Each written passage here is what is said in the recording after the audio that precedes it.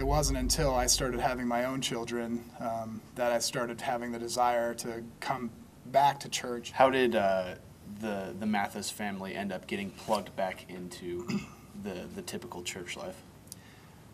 It all started just with some neighbors that we had. We met them, and we hadn't really known anyone in our neighborhood, even though we had lived there for a couple of years. And they moved in, and we saw it as an opportunity to get to know some new people. And they had a child that was born prematurely and was in the hospital a lot, and the father was gone working a lot.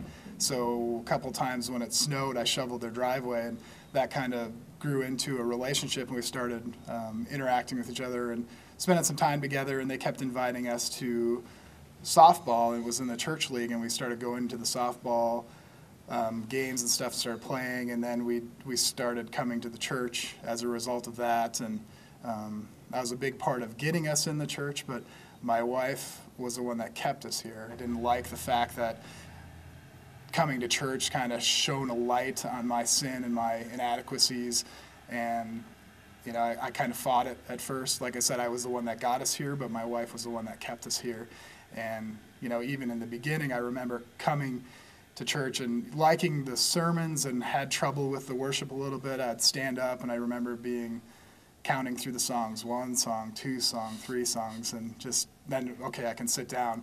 Whereas now, that's one of the parts I really thoroughly enjoy, the worship, and I feel like it's my time to give God the glory for that little amount of time. And I can rarely make it through worship without some tears welling up in my eyes, just thinking about how fortunate I am to be such a terrible sinner and make it to this point. What has it been like as a married couple to be able to have this place where it's a place to come and learn, but it's also a place to have community, to make those friends, to when you're going through hard times, you come and you have a support system that's based on the gospel, it's based on something lasting?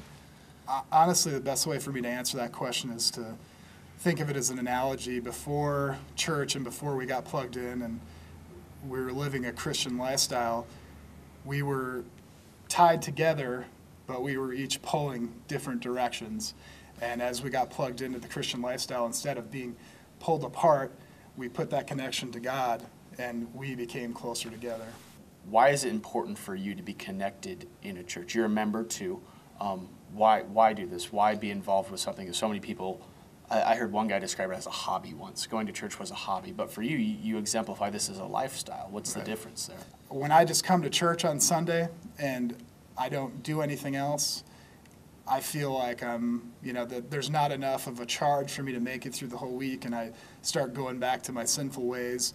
And by putting the focus on Jesus and God first, I actually feel happier. I feel I've gone through some of the hardest things in my life in the last year, but yet I don't feel like it was that bad because that weight's been lifted off of my shoulder because Jesus took that for me when he died on the cross.